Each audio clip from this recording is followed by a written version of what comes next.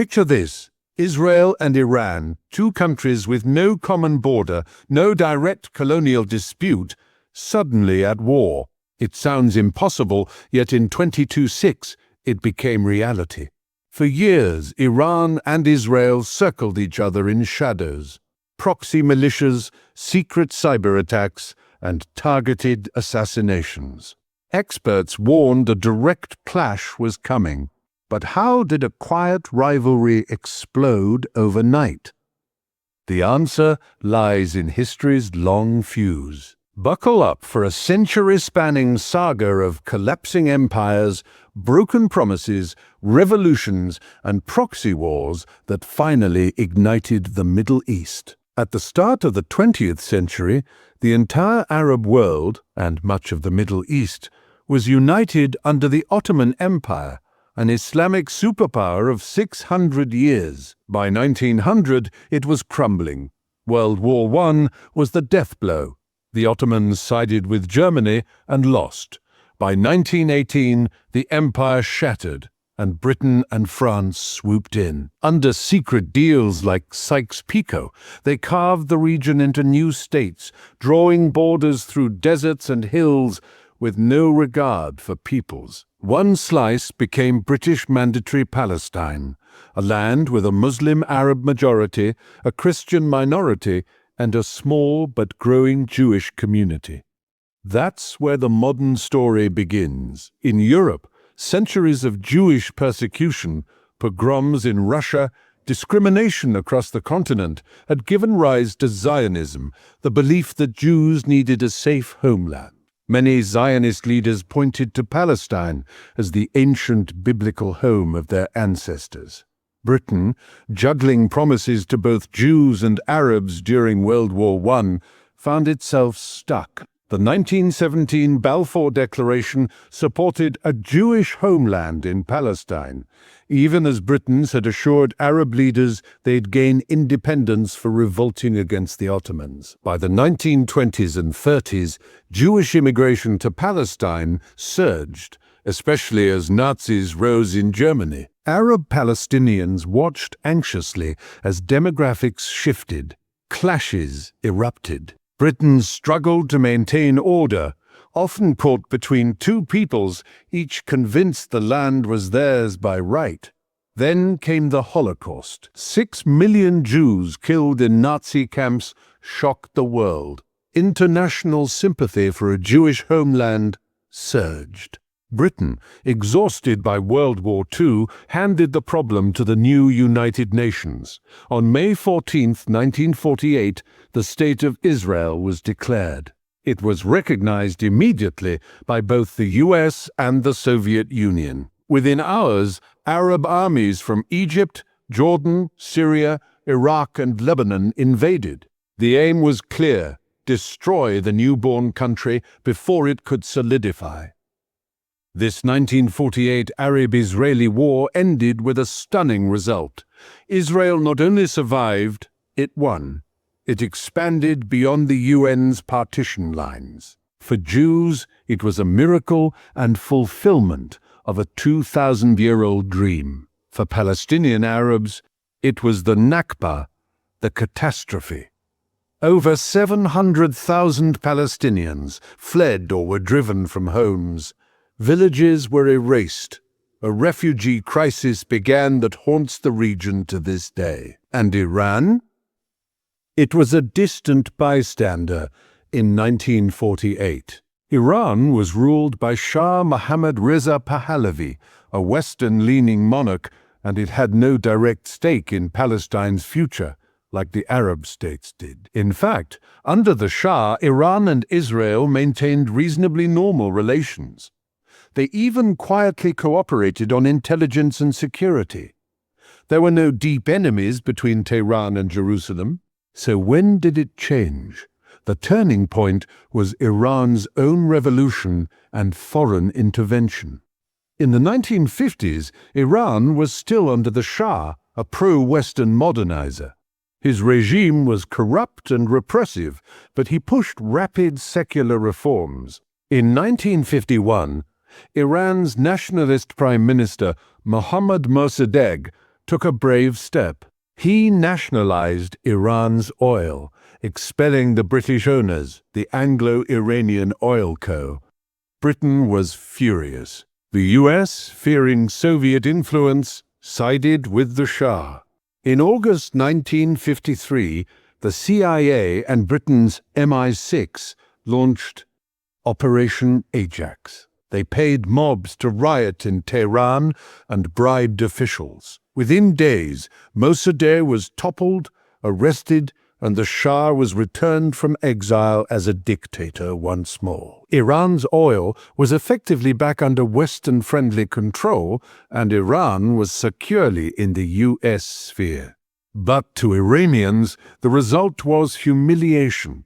Their democratically elected leader had been overthrown by foreign powers. Mossadegh became a martyr. The Shah clamped down even harder, backed by American support. His secret police, Savak, tortured dissidents.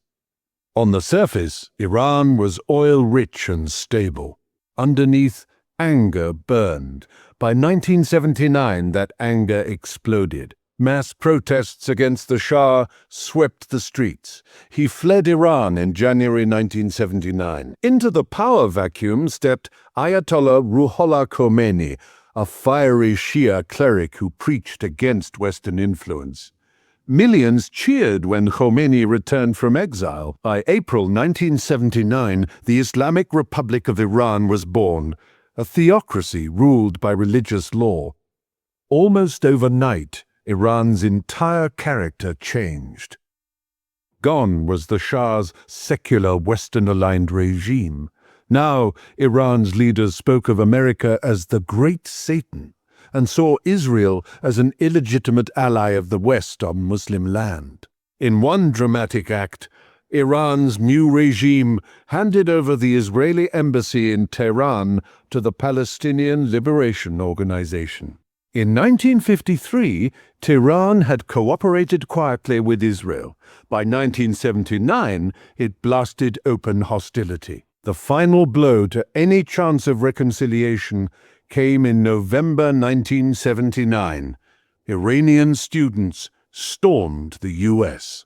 embassy in Tehran and took 52 Americans hostage for 444 days. It shattered U.S.-Iran relations for a generation. It also hardened Iran's stance. Anyone allied with America, especially Israel, was an enemy. From that point on, Iranian rhetoric branded Israel a cancer or enemy. And politically, Iran began building new tools to fight Israel without directly going to war. Enter the Iran-Iraq War. In September 1980, Saddam Hussein's Iraq invaded a weak post-revolution Iran. The war was brutal, nearly 8 years of trench warfare with chemical weapons. Over 1 million lives were lost.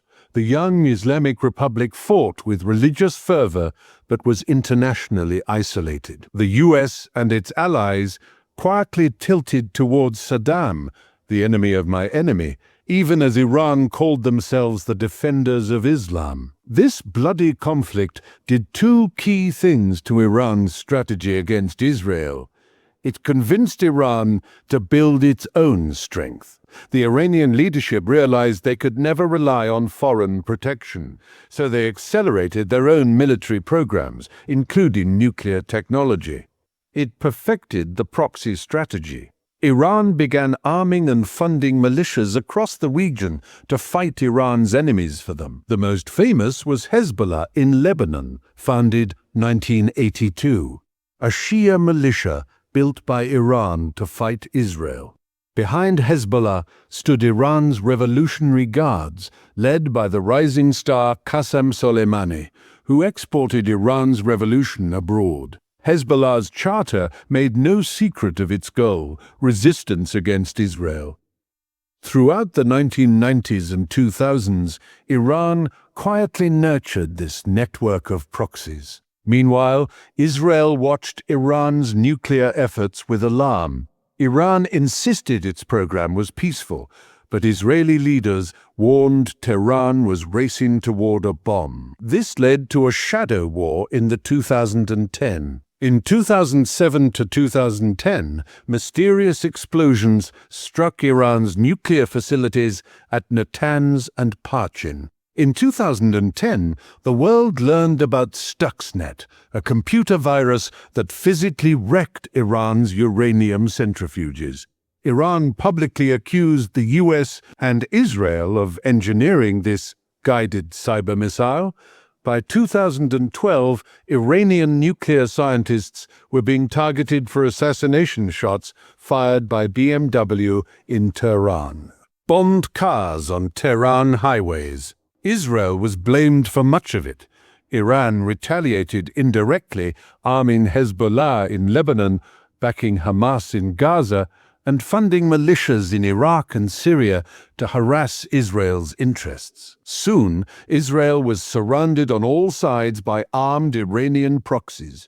In 2015, Iran even negotiated a brief diplomatic détente. The JCPOA nuclear deal limited Iran's enrichment program in exchange for lifting sanctions. But Israel's leaders, especially Prime Minister Netanyahu, loathed the deal. They argued it only delayed Iran's bomb and didn't curtail Iran's missile programs or regional aggression. In 2018, President Trump withdrew the U.S. from the deal under pressure from Israel. Sanctions returned. Iran promptly resumed uranium enrichment. The diplomatic lifeline was gone. By the early 2020, things had gotten ugly. Israel and Iran avoided direct fight, but their proxies clashed constantly. Israeli jets bombed Iran's allies in Syria hundreds of times, trying to cut off weapons heading to Hezbollah. Iran's agents struck back by attacking Israeli targets worldwide, from rocket launches in Gaza to infiltrations in Africa. Each side accused the other of using civilian sites as shields. Then came 2023. Hamas in Gaza, backed by Iran, launched an all-out assault on southern Israel, the deadliest attack on Jewish civilians since World War II. About 1,200 Israelis were killed and over 200 taken hostage in October 2023.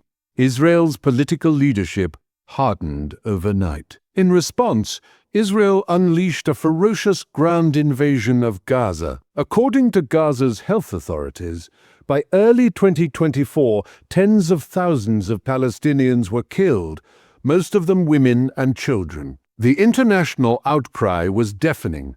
Some called it catastrophic and raised the word genocide. Israel's government denied that. But one thing was clear. The Gaza war inflamed the whole region. Iran's proxies in Lebanon and Syria stepped up attacks on Israel. Anti-Israel protests erupted in Shiite communities from Iraq to Pakistan, and the stage was set for the war to spill over. And so it did. On September the 17th, 2024, an audacious Israeli cyber assault rocked Iran's allies. A massive explosion ripped through Beirut's southern suburbs, the heart of Hezbollah's command, killing dozens of fighters. 3 days later, Israel confirmed it had eliminated Hezbollah's longtime leader, Syed Hassan Nasrallah, in an airstrike. Iran was reeling. Their closest ally was decapitated. Tehran responded first with talk. Iran's foreign minister vowed vengeance. Their UN ambassador warned of consequences. Then, in a dramatic move, in late September, Iran used drones and missiles to strike Israel for the first time, aiming at US forces in the region, Israel's main ally, and local Arab partner countries. Israel's Iron Dome intercepted most missiles, but sirens and explosions rained across Tel Aviv and even as far south as Beersheba. The conflict was now fully out in the open. The decisive moment came in early 2026. On February 28th, a coordinated US-Israeli strike dubbed Operation Epic Fury hit Iran with unprecedented force.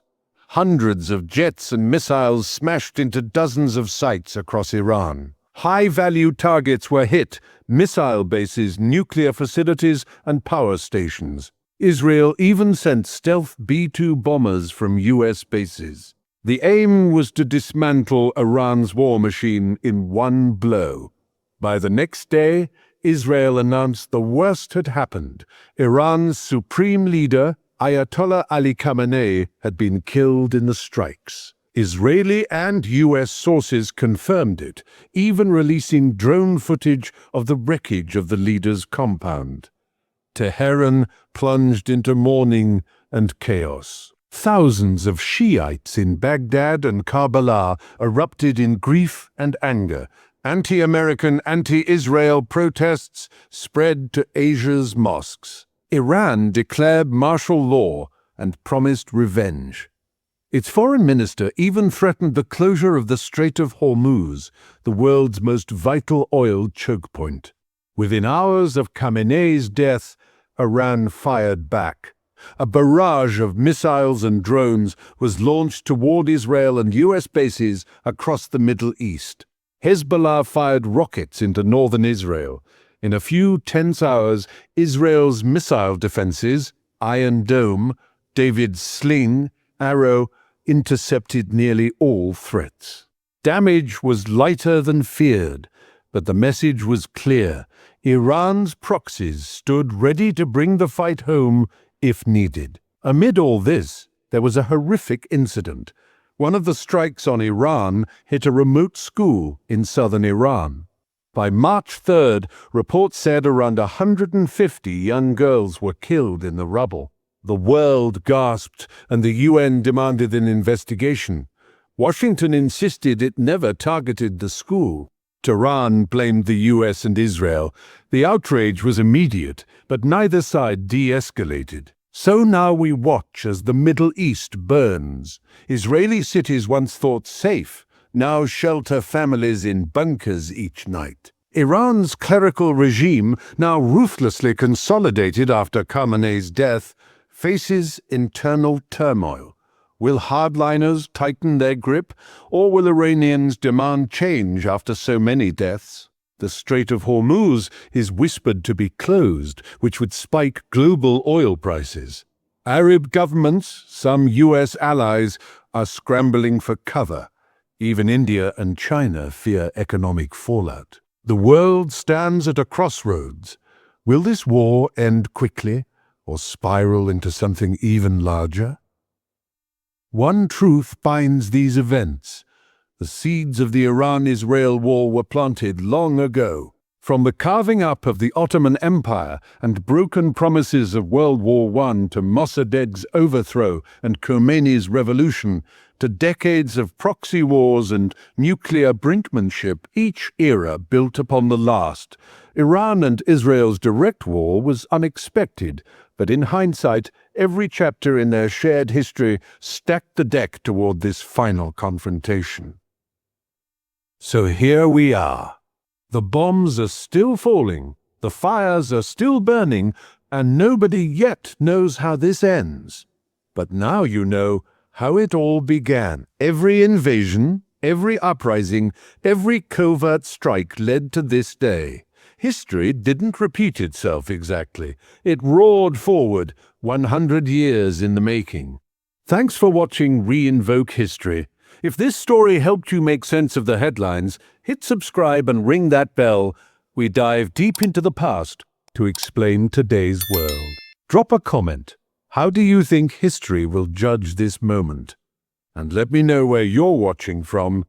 See you in the next video, where we uncover more history hidden in the shadows.